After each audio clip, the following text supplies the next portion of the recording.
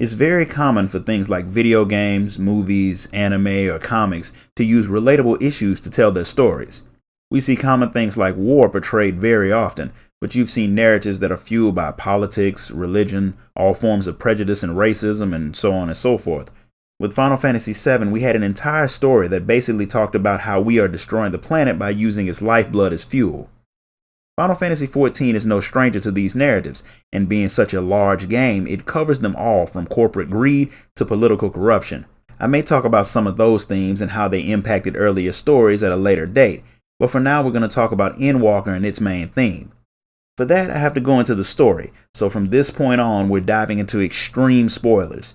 If you haven't completed 6.0 and you don't want to be spoiled, I'll say thanks for the support, drop a like, donate if you want because I need coffee, and I'll see you in the next video. For those of you who are still here, let's get into it. So for Endwalker, the Warrior of Light and the Scions of the Seven Dawn set out to stop the final days.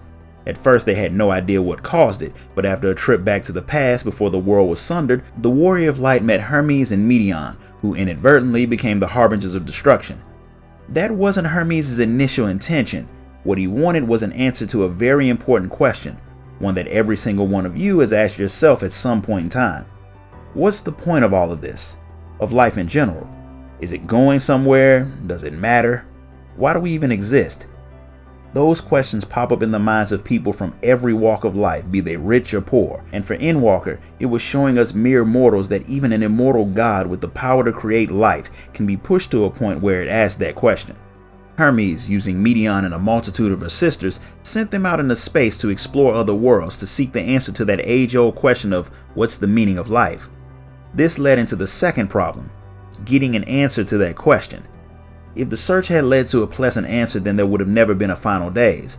But Meteon's sisters saw world after world that was filled with nothing but pain, suffering, and death. That's another thing that all of us see on the regular. The news is saturated with terrible images. You have to hunt and scrape to find anything pleasant being promoted. We'll hear about 1,000 murders, but we never hear about the stories of people making other people's lives better. They happen, frequently, but they aren't shared, which can put people into a state of extreme depression and hopelessness. Adding the external misery to the confusion and turmoil that's already in their minds, it leads to self-destructive behavior. Drinking, drugs, and even opting out, if you know what I mean. That's what happened to Meteon, but she and Hermes took it a step further. Instead of opting out for themselves, they decided that it would be for the greater good to end it for everyone, the destruction of all life through an event called the Final Days. The first message of Endwalker was about depression. Most people got that one, but the more important message was missed by far too many. The writers were trying to show you one way to survive it, to avoid the rabbit hole of self-destruction that came with being consumed by the negativity of the world. And that was through having a support system, a group of friends and family to pull you through when things got rough. Throughout every step of the journey, the Scions of the Seven Dawn, the Warrior of Light's brothers and sisters in arms, were right there with her, to give her a pep talk, do something stupid to make her laugh, give her a shoulder to cry on, or blow themselves up in a cloud of dust so she could break through the barriers that held her back. This message actually started back in Shadowbringers. If you remember, Arbor and his other warriors of light caused the destruction of their world, but even seeing that didn't push them to the edge of despair. Instead, they went so far as to sacrifice their own bodies to continue fighting to save their people.